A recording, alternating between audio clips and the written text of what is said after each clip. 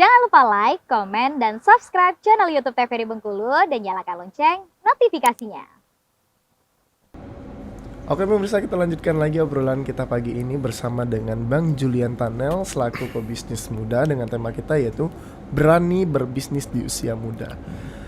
Kalau ditanya memang dengan tema, emang kalau muda tuh memang harus penuh keberanian kah Bang? Apa nih maksudnya yang mungkin yang Abang tanamkan ke diri sendiri? Ya mumpung masih muda katanya kan, masih muda kan, pengalaman hidup ini kan banyak. Jadi kalau tidak kita coba satu-satu mana yang bagus, mana yang buruk, mana yang baik, mana yang enggak, kita nggak tahu kita ini sebenarnya mau jadi apa. Contoh saya dari awal bukan tidak mau PNS, tidak mau. Cuman orang tua lebih yakin kalau saya itu tidak PNS. Karena lihat dari keseharian saya, karakter juga anaknya, kayak gitu. Jadi kan tetap balik lagi ke orang tua yang bisa melihat karakter kita kan. Dan mereka support. Awalnya kan memang saya mau kerja lah. Sebelum tamat D3 tuh kerja aja menjadi PNS apa-apa kan, biar gampang. Tapi kan orang tua kan yang janganlah, coba dulu kuliah dulu. Di luar. Akhirnya kan saya dikasih di luar. Karena untuk melihat mungkin bosen di Bengkulu kan. Cobalah keluar. Pas sampai keluar, oh iya juga ya. Jadi karena kelamaan saya di mong sama orang tua, jadi buat saya males.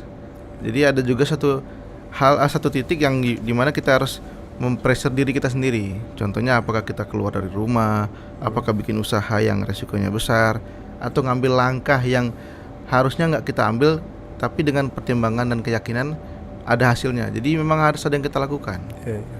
Dan intinya berani dan mau terima resiko. Itu sih intinya. Artinya juga nggak semua orang yang berbisnis itu untung kan?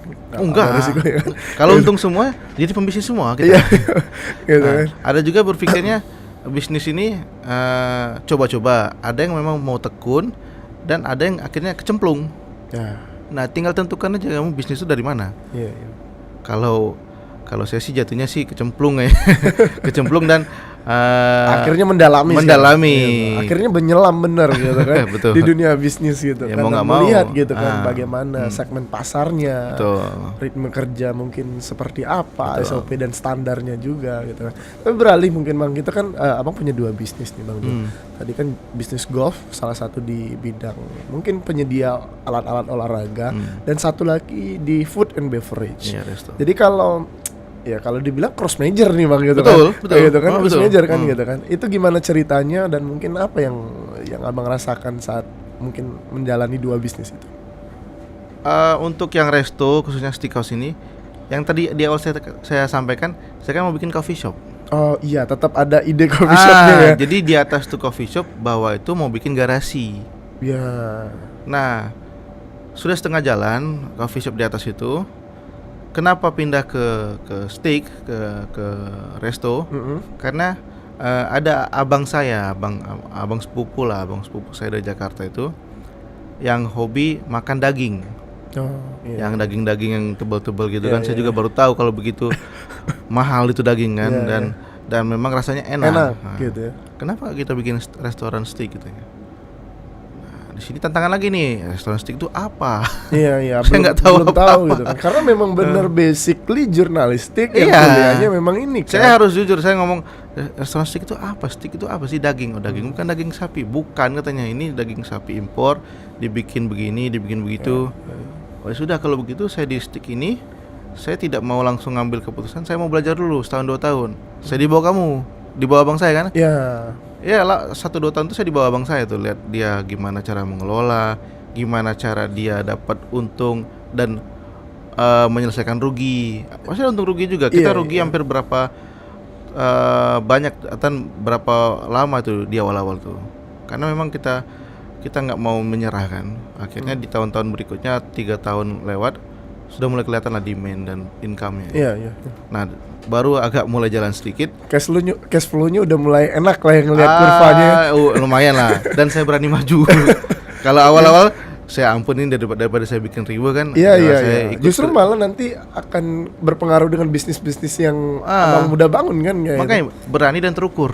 Jangan hanya berani dan tidak terukur. Itu pemirsa itu berani dan terukur ya. Gitu. Kalau berani nekat aja nih nggak terukur nih, habis gitu. Iya, terjun bebas nanti gitu. Makanya saya berani, tapi saya di bawah kamu dulu ya, saya belajar ya. Nggak bisa saya langsung ambil keputusan.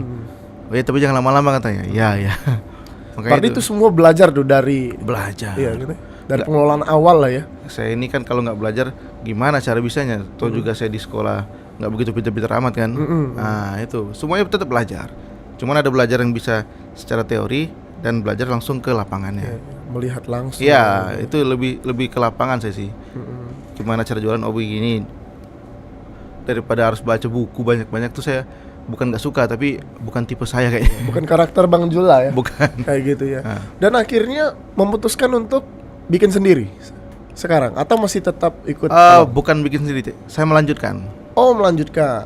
Tetap dia sebagai CEO-nya, saya dirut yang menjalankan bisnis.